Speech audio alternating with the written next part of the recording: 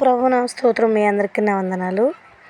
గడిచిన వారం నుంచి ఈ వారం వరకు ఆయన తన పరిశుద్ధ రెక్కల చాటున కాచి భద్రపరిచినందుకు ఆయన నామానికి వందనాలు చెల్లించుకుంటూ ఉన్నామండి. మరి పరిశుద్ధ గ్రంథము మనము ఎప్పుడూ చదువుతూనే ఉన్నాము, ఎప్పుడూ మందిరానికి వెళుతూనే ఉన్నాము, ఎప్పుడు దేవుణ్ణి ఆరాధిస్తూనే ఉన్నాము. అయితే మనలో ఎటువంటి ఆరాధన చేస్తూ ఉన్నాము అని ఆలోచిస్తే మన ఆరాధన మనకి అనుకూలమైన స్థితిలోనే తీసుకుంటూ ఉన్నాము. అయితే ప్రభు చిత్తానుసారంగా జీవించాలి, ప్రభు చిత్తానుసారంగా నడవాలి. ఎందుకు అలా చెప్తూ ఉన్నాను అంటే, కొద్ది కాలంలోనే మానవుడికి మరణం అనేది సంభవిస్తూ ఉంది.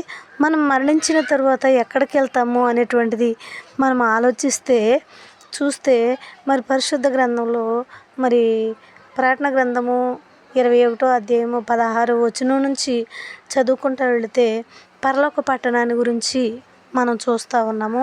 పరలోక పట్టణం ఏంటి, అది ఎక్కడ ఉంది అని అంటే, మరి పరలోక పట్టణము కూడా మరి భూమి ఆకాశము ఇవన్నీ భూమి నశించిపోయినప్పుడు మరి మధ్య ఆకాశమున ఉంటుందని మనం అనుకుంటూ ఉన్నాము. కానీ ప్రభు ఏమంటూ ఉన్నాడంటే, మరి ప్రకటన గ్రంథాన్ని మరి ఆయన ద్వారా రాయించారు. ఎవరి ద్వారా? యోహాను గారి ద్వారా రాయించారు. మరి ఆయన సముద్రంలో ద్వీపి మధ్యలో కట్టివేయబడినప్పుడు మరి అక్కడ దర్శనాన్ని చూసినట్టుగా మనం చూస్తూ ఉన్నాము. మరి ప్రకటన గ్రంథము 21వ అధ్యాయము 16వ వచనంలో చక్కగా చెప్పాడు వివరించి. మరి సత్యకపమైన పొడవును దాని వెడల్పును సమానము. ఆ పట్టణము కొలకరతో కొలవగా దాని కొలత 750 కోసులైనదని, దాని పొడవు ఎత్తు కూడా సమానమేనని బైబిల్ చెప్తా ఉంది. మరి పొడవు ఎత్తు సమానమే. మరి క్రీస్తు శకము మరి 2026 సంవత్సరం వచ్చింది. ఎన్ని యుగాల మనుషులము చనిపోయారో, ఎన్ని యుగాల మనుషులు పుడుతూ ఉన్నారో, మరి ఎంతమంది జనము 750 కోసులు దూరము ఉన్నటువంటి ఆ పరలోక పట్టణంలో ఎలా ప్రవేశించగలరు వీళ్ళందరూ అని ఒకటి మనం ఆలోచించుకుంటూ ఉందాము. మరి పరలోక పట్టణము పొడవు వెడల్పు అయితే 750 కోసులు అన్నాడు. మరి అది ఎంత మాత్రం చూడాలంటే మానవుడు 750 కోసులు దూరం ఎంతైతే ఉంటుందో మనం గ్రహించగలిగినటువంటి జ్ఞానము దేవుడు మనకి ఇచ్చాడని అనుకుంటూ ఉన్నాను. మరి అంత తక్కువ పరలోక పట్టణములో ఇన్ని యుగాల వారు ఎలా వెళతారు అనేటువంటి గురించి ప్రశ్న వేసుకుంటే, ప్రభు చిత్తాన్ని జరిగించేటువంటి వారే వెళతారేమో అనుకుంటున్నాను నేను. ఎందు నిమిత్తం అలాగా అంటే, ఈ పరలోక పట్టణాన్ని వెడల్పును ఎత్తు పొడవు ఈ మూడు కూడా ఒకే సమానంగా కొలబడి ఉన్నదని బైబిల్ చెప్తా ఉంది. అంతేకాదు నానా విధమైన రత్నాలతో అలంకరించబడిందంట. దానికి 12 గుమ్మాలు ఉన్నాయని చెప్పి మరి పరిశుద్ధ గ్రంథం రాయబడింది. ఇది మొత్తము మరి యోహాను గారు రాసినటువంటి దర్శనము ద్వారా మనము తెలియపరచబడింది ఈ బైబిల్ అని మనం చూడాలి అండి. అటు విధంగానే మొదటిది అయితే 12 గుమ్మాలకి 12 రత్నాలతో అలంకరించబడినదని బైబిల్ చెప్తా ఉంది. మరి ఆ 12 రత్నాలు ఒక్కొక్క గుమ్మానికి ఒక్కొక్క రత్నము అలంకరించబడి ఉందని చెప్తా ఉంది. మరి మొదటి రాయి చూస్తే మరి మొదటి పునాది సూర్యకాంతపు రాయితో మరి చేయబడిందంట. రెండవది నీలము రాయితో చేయబడిందంట. మరి మూడవది యమునా రాయి అంట. నాలుగవది పచ్చ అన్నారు. ఐదవది వైడూర్యం అన్నారు. ఆరవది కెంపు అన్నారు. ఏడవది సువర్ణము అన్నారు. ఎనిమిదవది గోమేధికము అన్నారు.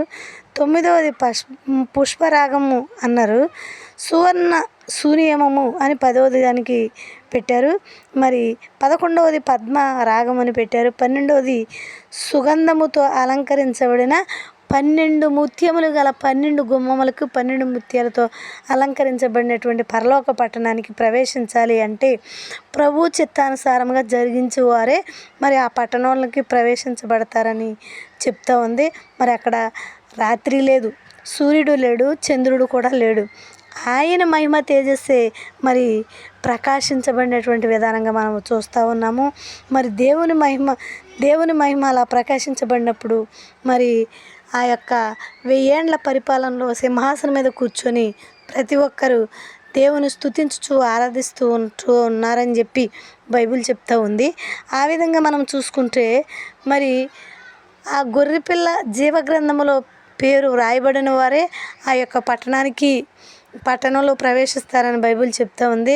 గొర్రెపిల్ల జీవగ్రంథములో మనం ప్రవేశించాలి అంటే ఎటువంటి జీవితము జీవించాలి అని ఆలోచిస్తే, మరి యేసుక్రీస్తు ఈ లోకంలో ఉండంగా ఆయన పడిన ప్రతి హింస, ప్రతి బాధను స్మరించుకుంటూ దేవుని యొక్క మహిమ తేజస్సుగా మరి ఆరోహణమైనట్టుగా మనం చూస్తూ ఉన్నాము. మరి ఆయన పడిన ప్రతి కష్టాలు, మరి క్రీస్తు గొర్రెపిల్ల రక్తము ధరించుకున్న ప్రతి స్త్రీ పురుషుడు కూడా మరి తన స్వంత స్వకీయ స్వభావంతో మనల్ని బయటికి తీశాడు కాబట్టి, మరి మన నమ్మకము దేవుని వైపు ఉండి, మరి మనం చేసే ప్రతి కార్యాల్లోనూ ప్రతి శ్రమను ఎదిరించుకుంటూ, ప్రతి ఒక్క ఇరుకును విశాలతగా మార్చుకుంటూ దేవుని రాజ్యంలోనికి, ఆ పరలోక పట్టణంలోకి చేరాలని ఈ చిన్న మాటలు దేవుడు దీవించును గాక.